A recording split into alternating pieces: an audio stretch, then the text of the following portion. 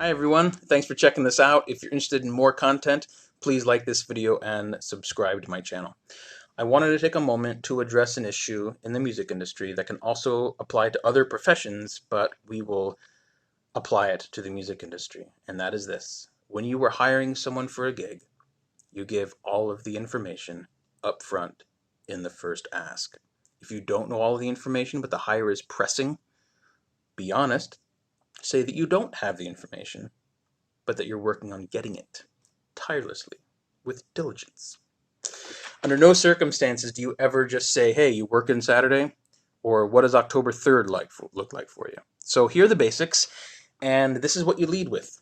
When is the job? How much does it pay? When will that payment be fulfilled? Where is the job? What time does it start? What time does it end? And what's the dress code? For specific instrumentalists, I will go so far as to indicate which instrument they'll need. Practical application. I will hire extra musicians for the church where I MD. Let's say I'm bringing in a saxophonist. If that person is a doubler, meaning they play different horns, I will specify which horn I'm interested in. If it's a guitarist, is this an acoustic?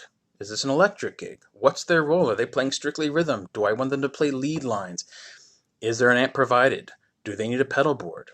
For some people, backline, meaning provided gear, can make the difference between a yes or a no.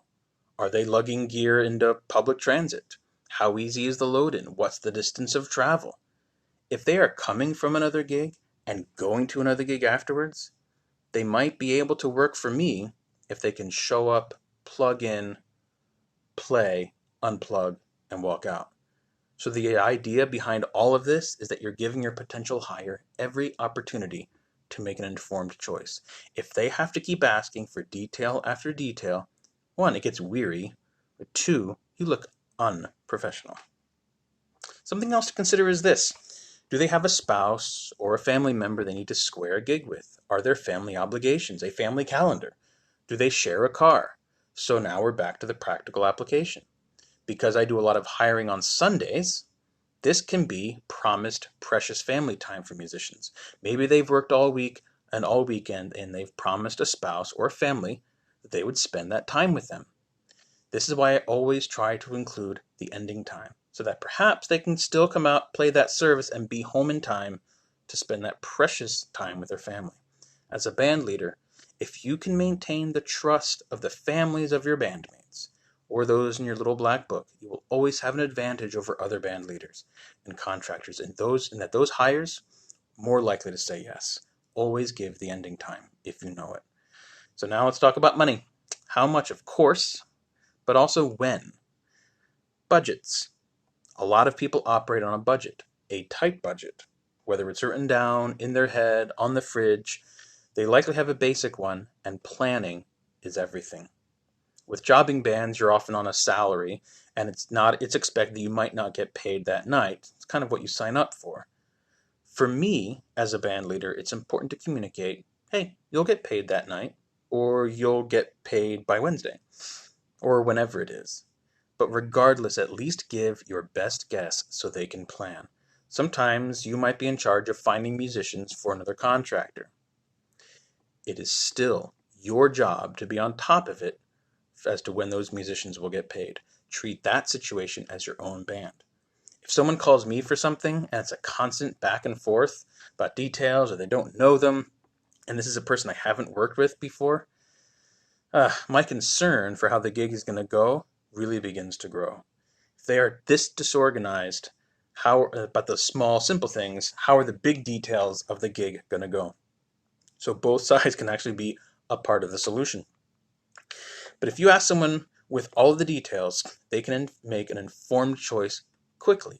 It might be that the gig doesn't pay enough or the time doesn't work out or whatever, but they know that they didn't miss out on anything fundamental. And if they can't do it, they might have the perfect replacement option for you. With their timely response, you can move on to finding the next person. So, I will close with this. Have grace the first couple of times you encounter someone who doesn't understand this. Help them out. Sometimes it's a friend of mine who calls me for something and assumes that since we're friends, I'll just go along with it and not need all the info. I'm now inclined to help them out and remind them that if I can't do this gig, for the next person they contact, they need to be operating at a higher professional level. This is how the world is operating now. Don't put people on blast on social media for this. Help them learn. In my years of band leading, I still get it wrong sometimes. We are all going to mess up. Maybe I'm in a hurry.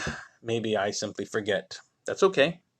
But make the correct way the habit, and you'll experience much greater success as a leader, whether you're in the music industry or another field. Thanks for listening to my mini rant. It's not a rant. Hopefully they're little life lessons.